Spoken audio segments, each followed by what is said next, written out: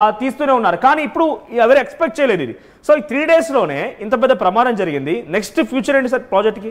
ఫ్యూచర్లో కూడా ఇలాంటి పాయింట్స్ ఉండొచ్చు, ఉండకపోవచ్చు, చెప్పలేము.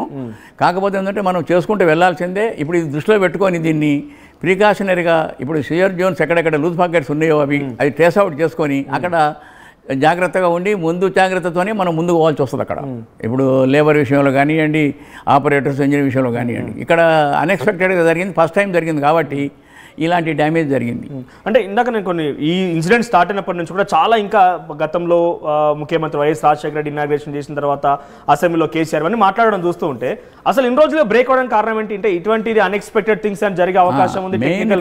ఇక్కడ మాకు అర్థమవుతుంది ఏంటంటే డిపార్ట్మెంట్స్ ఇప్పుడు రాజశేఖర రెడ్డి గారి గవర్నమెంట్లో కానీ కేసీఆర్ గారు కానీ ఇప్పుడు కానీ గవర్నమెంట్ తరపు నుంచి ల్యాప్సెస్ ఏం కానొస్తలేవు. మెయిన్ ఇష్యూ ఎక్కడ అంటే కాంట్రాక్టర్స్ జయప్రకాష్ కంపెనీ ఏదైతే ఉందో #1 కాంట్రాక్టర్స్ వన్స్, కానీ ఇప్పుడు వాళ్ళు ఒక 50 కోట్లు కూడా తీసుకొచ్చి స్పేర్స్ తీసుకురావడానికి కూడా ఇబ్బంది పడుతున్నారు ఫారిన్ నుంచి. రాబిన్సన్ కంపెనీ సప్లై చేస్తుంది ఇది ఏది టన్నల్ బోరింగ్ మిషన్స్. అయితే వీళ్ళు ఏం చేశారంటే వాళ్ళకి ఆపరేషన్ అదంతా వాళ్ళకే అప్పచెప్పారు సబ్ కాంట్రాక్ట్ లాగా. అయితే అది వాళ్ళు కూడా ఏం చేశారంటే వాళ్ళు కూడా కొన్ని బేర్ చేశారు డ్యూస్, వీళ్ళు కంపెనీ వాళ్ళు ఇవ్వకున్నా.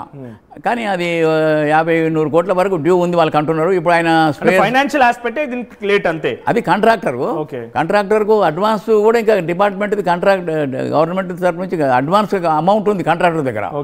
ఈవెన్ దెన్ ఆయన క్లెయిమ్ ఏంటంటే నాకు ఈపీసీ వర్క్ అయినా కానీ నాకు కొన్ని అన్ఎక్స్పెక్టెడ్వి వచ్చినాయి, నాది ఎన్హాన్స్ చేయాలి అని చెప్పి అది కూడా ఉంటే అది కూడా కమిటీలో ఒక పాజిటివ్ పొజిషన్.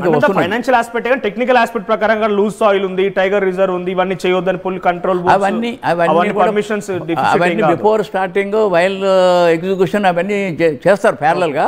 మరి ఎంతవరకు చేసినది ఇప్పుడు మనకు తెలుస్తుంది. ఇప్పుడు ఫస్ట్ టైం కాబట్టి మేము కూడా ఇప్పుడు దానికి అన్కన్సర్న్. ఇక మన దగ్గర tunnel boring machine first time మన స్టేట్ లో. అంటే 43 కిలోమీటర్స్ అంటే 14 కిలోమీటర్స్ మనవరపల్లి నుంచి కూడా ఇంకో టనల్ బోరింగ్ మెషిన్ వస్తుంది. సో ఇక్కడ ఇటువంటి ఇన్సిడెంట్ జరిగిందా? సాఫ్ట్ సాయిల్ రావడం ఇందులో ఎక్కడ లేదు, ఇందులో ఎక్కడ ఇటువంటి ఇన్సిడెంట్ జరగలేదు ఫస్ట్ టైం. ఇది సాఫ్ట్గా ఇప్పుడు అక్కడ ఒక 14 ఇక్కడ ఒక 20 అంటే 35 మీటర్లు జరిగిపోయింది. 30 కిలోమీటర్లు ఒక 9 కిలోమీటర్లే మిగిలింది.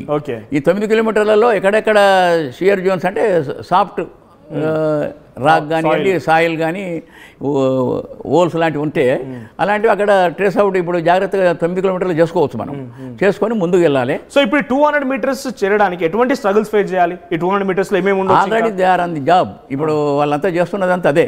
ఇప్పుడు ముఖ్యంగా ఏంటంటే మడ్ వాటర్ను రాళ్ళను అన్ని పక్కకు తప్పిస్తేనే వీళ్ళు ముందు పోగలుగుతారు. అంత మెషిన్ మెటీరియల్ అదంతా తొలగించాలి. ఇప్పుడు అవన్నీ తొలగిస్తున్నారు. అది అన్ని డే అండ్ నైట్ చేస్తున్నారు.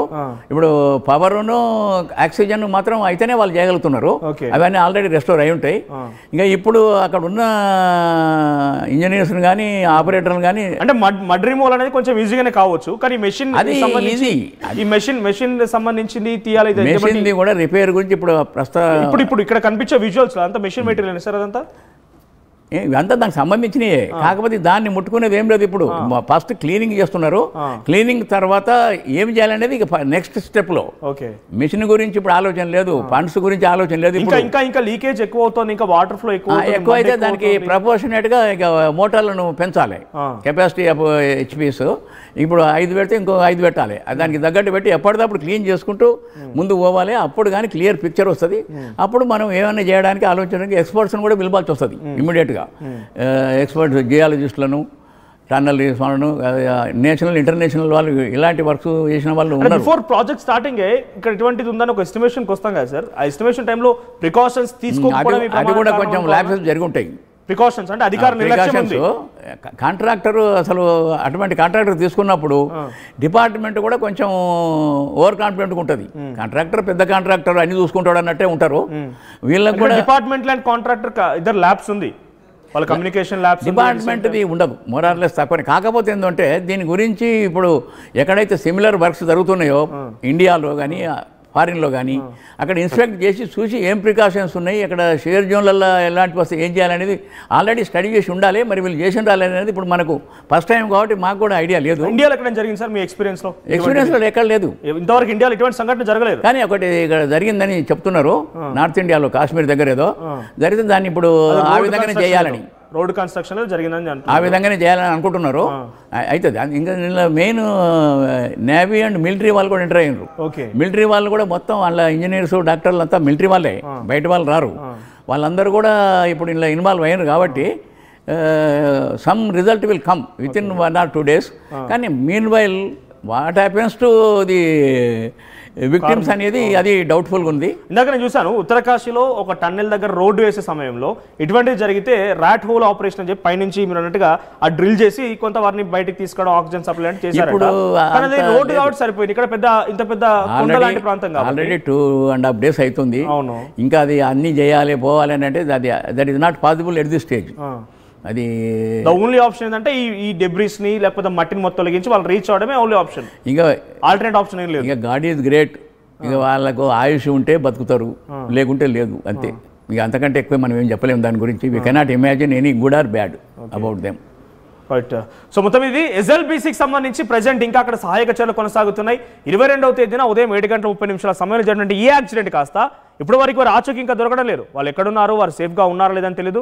ఇందాక చాలామంది అటు మంత్రులు చెప్తున్న మాట కానివ్వండి, చాలామంది ఎక్స్పర్ట్స్ చెప్తున్న మాట కానివ్వండి, ఆర్టీవీ స్టూడియోలో సత్యరెడ్డి గారు చెప్తున్న మాట కానివ్వండి, బై గాడ్స్ గ్రేస్ అని అంటున్నాం. ఎందుకంటే అక్కడ ఇన్సిడెంట్లో ఏం జరిగిందో తెలియదు ఇప్పటి వరకు కూడా. ఇంకా అక్కడ ప్రత్యక్ష సాక్షుల వారు కూడా మట్టి వాటర్ లీకేజ్ అయ్యి మట్టి కూలిపోయినని చెప్తున్నారు. కానీ ఎగ్జాక్ట్గా ఏం జరిగింది అనేది కూడా వారిని రీచ్ అయిన తర్వాత ఆ టనల్ బోర్ మిషన్ ఏదైనా ఇన్సిడెంట్లో ఏదైనా మిస్టేక్ జరిగిందా, లేకుంటే సాఫ్ట్ సాయిల్ ఉందా, ఏందనేది ఇంకా ఎగ్జాక్ట్ అక్కడ వెళ్ళేంత వరకు తెలియదు. సో 2 days బ్యాక్ అంటే 22nd రోజు జరిగితే 23rd రోజున ఉదయం కూడా సుమారుగా ఒక 9-10 కిలోమీటర్లు వెళ్ళగలిగారు. అక్కడ వెళ్ళిన తర్వాత వాటర్ ఫ్లో ఎక్కువగా ఉంది, ముందుకి లోకో ట్రైన్ ద్వారా వెళ్ళలేకపోతున్నాం, వెనక్కి తిరిగేసి వచ్చేసారు. నిన్న కూడా ఆపరేషన్ జరిగాయి. ఆపరేషన్స్లో కూడా ఒక 200-300 మీటర్ల వరకు దూరంగా ఉన్నాం అక్కడ నుంచి అని చెప్తున్నారు. ప్రజెంట్ అయితే హెవీ మోటార్స్ డీపంపింగ్ చేస్తున్నారు, వాటర్ని కానివ్వండి మడ్ రిమూవల్ చేస్తున్నారు. అదంతా తీసేసిన తర్వాత ఇక్కడ మనం విజువల్ చూడొచ్చు. ఇదంతా కూడా ఒక మెషినే, అదంతా మెషినే కదా సార్?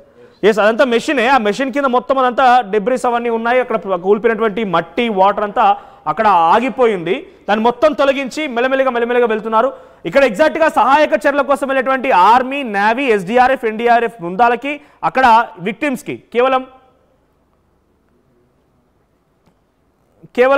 ఒక 200-300 మీటర్లు మాత్రమే. మరి ఇంత 200-300 మీటర్లే కావచ్చు, కానీ అది ఫేస్ చేసే వాళ్ళ దగ్గర రీచ్ అవ్వడానికి చాలా బిగ్గెస్ట్ ప్రాబ్లం.